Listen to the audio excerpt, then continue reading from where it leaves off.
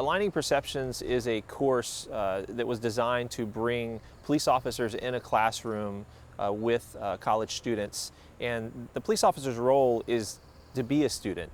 You know, traditionally police officers are brought into classrooms to be guest speakers, but what I really wanted to accomplish here was have the police officers acting as students and participating as students to really create that intergroup contact, so that you have two different groups that identify differently in society. You know, police officers being an arm of law enforcement, and the students, you know, being enrolled in college.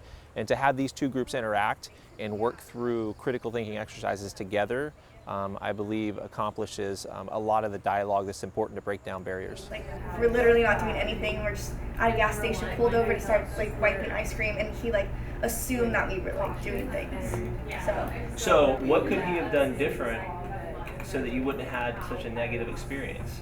I volunteered for the class because I believe that it's important as a law enforcement officer that we're able to engage with members of the public, and Santa Barbara having a heavy, school background with UCSB and Santa Barbara City College, there are a lot of students here that may not have the ability to talk to a police officer, in their everyday lives. So I thought it'd be a good opportunity to come in and be able to share experiences, maybe hear their perspective on things. Also have the time to then share, maybe some of the reasons why we do the things that we do, so that they maybe have a better understanding of things occurring, and maybe think about it maybe a little bit differently when they see something on the news, and maybe have a different, perspective having had interaction with police officers.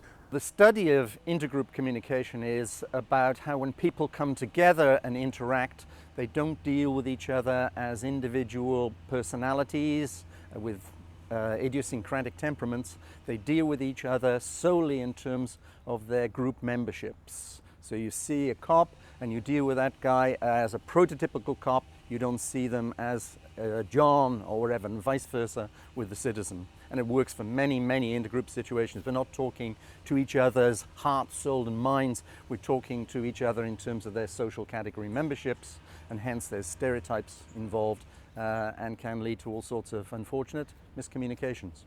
You know, for some time now, we here at SBCC, which reflects the general society at large, we've seen a slow and steady breakdown of trust, public trust, between law enforcement and the criminal justice system and our students and society at large. And when approached to do this program, we realized that this was a unique and innovative, perhaps even a groundbreaking program that really works to try to bring together students and law enforcement in a way that they can begin to understand each other in a context that they probably have not been able to talk with each other about or understand.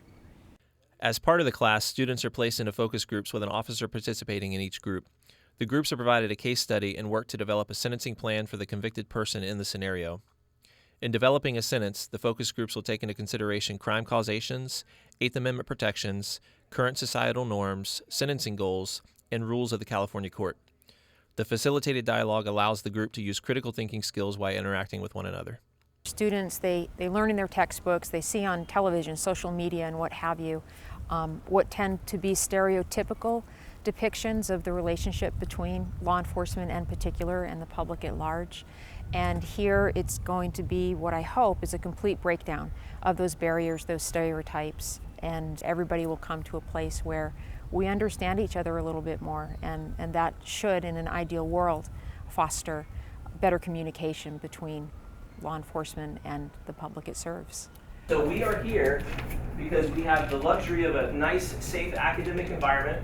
We're discussing criminal justice, we're discussing societal problems. I feel like a lot of us are scared to report stuff sometimes, or just kind of actually like come into contact with a police officer just because of everything that's going on around the world. But I think that this experience really helps us understand that they're genuinely there to help us, but just again, society has made it look so bad. So I think it is a really good experience. I'm a big fan in community policing, and I feel like for that to ever happen, you need police officers to talk to and form a discussion with.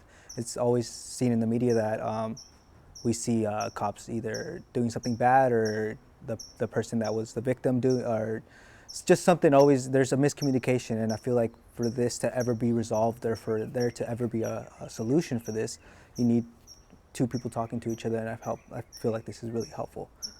I hope that they just hear us out more, maybe just understand I think we both all need to understand where each other are coming from, so that's why it's good that we're put in the same classroom so that we're eligible to do so.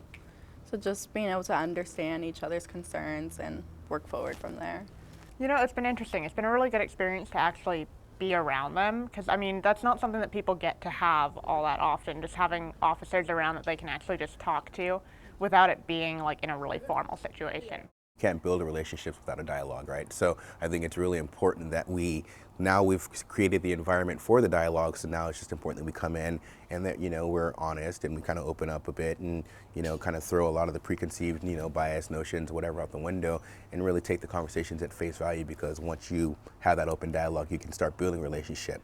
Recognizing we may have differences in thoughts and opinions, but also recognizing there are other perspectives out there, and at least being willing to take those on and listen to them may maybe affect the way I go out, further and do the job, and also may affect how they see law enforcement later. It's different from like accidentally elbowing someone in the face and like actually trying to hit them.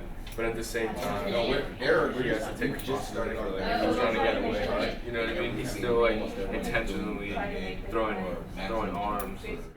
As we move forward into the next era of policing, law enforcement can make great gains with the community by embracing the pillars of procedural justice. This model makes actionable the tenets of procedural justice by providing voice to both civilian community and sworn officers, creating an atmosphere of respect, and by facilitating the exercise in the classroom, creates neutrality in the conversation. This program embraces everything that we need to create the dialogue that brings in trust and neutrality, respect within the voids, if you will, in our society. Police officers have been thought of as an opposing force. This classroom dialogue brings people to the table with their individual filters, and we get to work through and create a common ground that really opens the door to trust and legitimacy in everything we do. I think that this program can be a model for other agencies and colleges to adopt, so that we are working on engaging our young adults in our society more and having a more meaningful dialogue with law enforcement. And I think that can create quite a bit of a culture change in how we continue forward. So I hope that this can be a model that other agencies and academic institutions can adopt in the future.